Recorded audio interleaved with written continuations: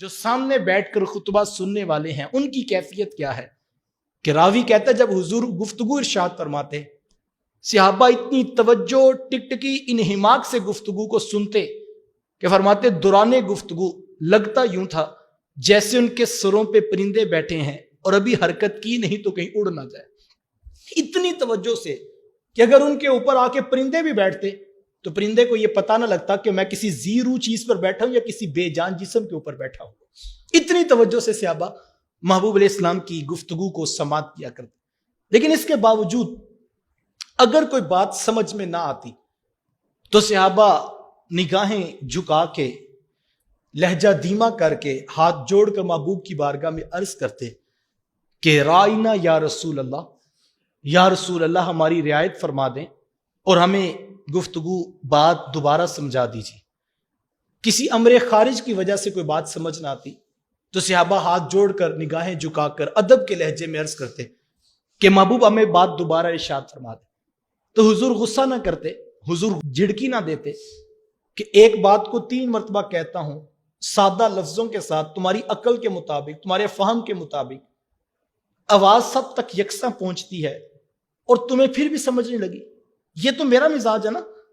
کوئی میرے سے دوسری بار یا تیسری بار بات پوچھتا ہے تو میں بگڑ پڑتا ہوں اور میں کہتا ہوں بھی کل بھی تو یہ بتایا تھا، 6 ماہ تو ہو گیا مجھے جمعہ پڑھاتے، یہی مسئلہ میں سمجھا رہا ہوں، تم لوگوں کو یہ بھی سمجھ نہیں لگتا. یہ میرا مزاج ہے. کوئی میرے سے تیسری بار بات پوچھے تو میں بگڑ جاتا ہوں. لیکن یہ میرے حضور کا مزاج نہیں تھا. میرے حضور سے کوئی 10 مرتبہ بات پوچھتا، میرے حضور مسکرا کر جواب بھی دیتے اور ساتھ فرماتے میں نہیں بتاؤں گا تو کون بتائے گا. تو صحابہ یہ لفظ استعمال کرتے تھے رائنا یا رسول اللہ، یا رسول اللہ صلی اللہ علیہ وآلہ وسلم ہماری رعایت فرما دیجیے. اب اس لفظ کو بگاڑ کر زبان کا بل دے کر مخالفین نے، منافقین نے محبوب علیہ السلام کی توہین کرنا چاہی اور معاذ اللہ رائینا کا تلفظ بنایا. اس طرح سے انہوں نے محبوب علیہ السلام کی توہین کی. تو کسی صحابی کو پتہ لگا، ان کے خبث باطنی پر مطلع ہوئے تو انہوں نے تلوار نکال لی، کہا خبردار آج کے بعد ہمارے حضور کے لیے یہ لفظ استعمال کیا. تو وہ منافق کہنے لگے یہ لفظ تو تم بھی استعمال کرتے ہو. کہا جب ہم کہتے ہیں تو ہمارا مرادی معنی یہ نہیں ہوتا اور ہم توہین کے لہجے میں نہیں کہتے، ہم تو ادب سے نگاہیں جھکا کے پلکیں بچھا کے ہاتھ جوڑ کر عرض کرتے ہیں اور ہم تو اس معنی میں کہتے ہیں. تو منافق کہنے لگا یہ کیا بات ہوئی، تم کہو تو توہین نہیں ہے، ہم کہیں تو توہین ہے. تو صحابی رسول نے دوڑ لگائی کہ میں جا کر حضور کی بارگاہ میں عرض کرتا ہوں کہ حضور مسلمانوں کو بھی منع کر دیں یہ لفظ نہ بولیا کرے. تو ابھی صحابی پہنچے نہیں تھے کہ رب کا پیغام جبریل امین علیہ السلام لے کر آگے، یا ایھا الذین آمنوا لا تقولوا رائنا، اے ایمان والو آج کے بعد تم نے بھی رائنا نہیں کہنا. اللہ اکبر. لفظ ٹھیک ہے، معنی ٹھیک ہے، نیت ٹھیک ہے، کہنے والا ادب والا ہے، صحابی ہے، لیکن مقام رسالت مآب سمجھیے ذرا. لفظ ٹھیک ہے، معنی ٹھیک ہے، نیت ٹھیک ہے، لہجہ ادب والا ہے، پلکیں بچھا کے، آنکھیں بچھا کے، ہاتھ جوڑ کر عرض کیا جا رہا ہے اور اس لفظ کی آڑ میں کوئی منافق کھڑے ہو کر میرے رسول کی توہین کرے، رب کو یہ بھی گوارا نہیں. قیامت تک کے لیے بین کر دیا یہ لفظ، لا تقولوا رائنا، آج کے بعد تم نے بھی رائنا نہیں کہنا. لیسانس بھی آہستہ کے دربار نبی ہے. یہاں لفظوں کا انتخاب سکھایا گیا ہے، جو اس آیت میں سکھایا گیا ہے ایمان والوں کو. دیکھیں کافروں کو نہیں پہلے کہا گیا، توہین تو انہوں نے کی تھی.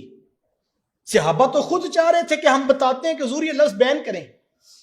توہین کافروں نے کی ہے، لیکن یہاں مخاطبت ایمان والوں سے ہے. پہلے کافروں کو، منافقوں کو مخاطب کر کے کہا جاتا کہ یا ایھا المنافقون، اے منافقوں تمہارے لیے یہ دردناک عذاب ہے، تم لفظ کی آڑ میں جو کہہ رہے ہو رب جانتا ہے. لیکن کافروں کو ڈائریکٹ خطاب نہیں کیا، خطاب ایمان والوں کو کیا. تو یہاں ایک بڑا خوبصورت نقطہ اہل علم نے بیان کیا، کہا کہ اس کا مقصد یہ ہے کہ ایمان والوں کے پاس ایمان کی پونجی ہے اور اگر کہیں ان کی لٹ گئی تو ان کے پلے کچھ رہے گا نہیں. پہلے ان کو سکھایا گیا جن کے پاس کچھ ہے اور آگے کہا ولیلکافرین عذاب علیم، یعنی تم ادب کا لہجہ سیکھو، کہ یہ لفظ بین ہو گیا اور تم نے آئندہ نہیں کہنا. اور کافروں کے لیے تو دردناک عذاب ہے, یعنی جو منافق ہیں, جو کافر ہیں, ان کے لیے تو عذاب موجود ہے. اور علماء فرماتے ہیں یہاں لفظوں کا انتخاب سکھایا گیا ہے کہ محبوب علیہ السلام کے بارے میں, ان کی ذات کے بارے میں گفتگو کرنی ہے تو لفظوں کا انتخاب خوبصورت ہونا چاہیے جو محبوب کی شان و رفت کے مطابق ہو, اور جو ان کی عظمتوں کو بیان کرے وہ لفظوں کا انتخاب کرنا ہوگا. اور یہ ادب ہے جو ہمیں سکھایا گیا. لیکن یہاں ذہن میں سوال پیدا ہوا تھا کہ مالک اگر رائنا کا لفظ نہیں کہیں گے تو ہمارا مقصد تو توہین نہیں ہے, ہم تو سیکھنا چاہتے ہیں, تو ہم پھر کیا کہیں؟ تو پھر اللہ تعالیٰ نے ایک ذہن میں جو سوال تھا اس کا جواب دیا کہ اگر آج ہم رائنا نہیں کہیں گے, کوئی اور لفظ استعمال کریں گے, تو قیامت تک منافق تو آتے رہیں گے, تو وہ کسی اس لفظ کو بھی نہ بگاڑ لیں. تو کہا نہیں, اب لفظ تمہیں اپنی بارگاہ سے دے رہا ہو. اللہ اکبر, کتنی کمال اور کس قدر عظمتوں والی بارگاہ ہے میرے حضور کی. کون سے لفظ کا انتخاب کرنا ہے, رب رب ہو کے سکھا رہا ہے.